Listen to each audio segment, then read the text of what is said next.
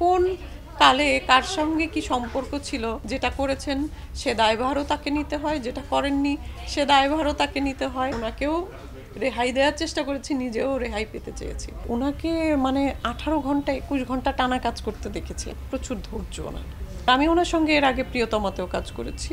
তো উনি সেটের ভেতরে খুব মানে অভিনয়ের মধ্যেই থাকেন এবং যতটুকু কথাই বলেন না, অভিনয় সংশ্লিষ্ট কথাই বলেন। এবং ওনাকে মানে 18 ঘন্টা 21 ঘন্টা টানা কাজ করতে দেখেছি, আমরাও করেছি সেই সাথে। ডেডিকেটেড অবশ্যই, এবং উনি পরীক্ষিত একজন শিল্পী, এটা তো বলার আর অপেক্ষা রাখে না। নতুন করে আর কি বলবো, প্রচুর ধৈর্য ওনার। শাকিব খান অন্যান্য সহকর্মীদের জন্য কতটা হেল্পফুল?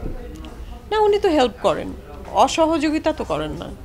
যেটা প্রয়োজন হচ্ছে সেইভাবে হেল্প করছেন, অসহযোগিতা করেন না। ওটাই বলছি যে উনি এতদিনের অভিজ্ঞতা, উনি বুঝেন যে উনি যদি হেল্প না করেন কো আর্টিস্টকে, সিনটাই ভালো হবে না। পুরা ফিল্মের জন্য সেটা যেটা জরুরি অনেক, সেই সিনটাই ভালো হবে না। যে কারণে উনি কিন্তু হেল্প করেন, সবাইকেই হেল্প করেন, কখনো অসহযোগিতা মানে ফিল করিনি। তো আমার কাছে মনে হয়েছে উনি আসলেই সহযোগিতা করেন কো আর্টিস্টকে।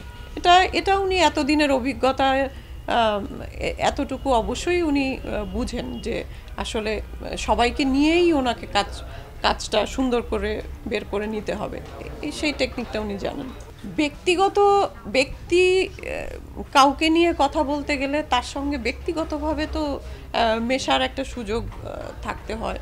তো ওই সুযোগটা হয়নি, বা ওই সুযোগ নেওয়ারও আমরা চেষ্টা করিনি। বিশেষ করে আমি চেষ্টা করিনি, কখনো করি না।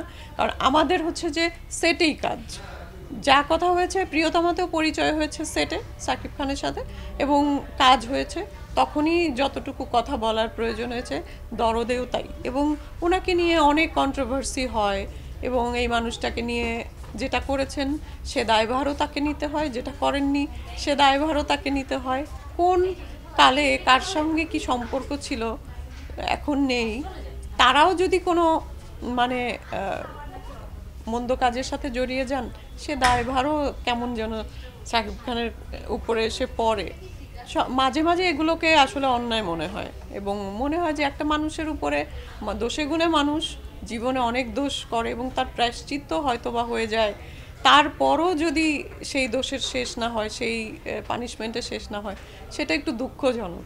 তো এই জন্যে আমরা যখন দরদে শ্যুট করেছি বানারসে, আমরা তো ছিলাম ওখানে অনেক দিন। তো ওনার সুযোগ হয়েছে কাছে ধারে যে আমরা আড্ডা দিব বা কথা বলবো বা সিন নিয়ে কথা বলবো, সেইটাও আসলে করিনি, নিজেরাই দূরত্বে থেকেছি। ওনাকেও আর কোনো কন্ট্রোভার্সির মধ্যে ফেলতে চাইনি, আর আমি তো এমনি ক্লিন ইমেজে থাকতে পছন্দ করি।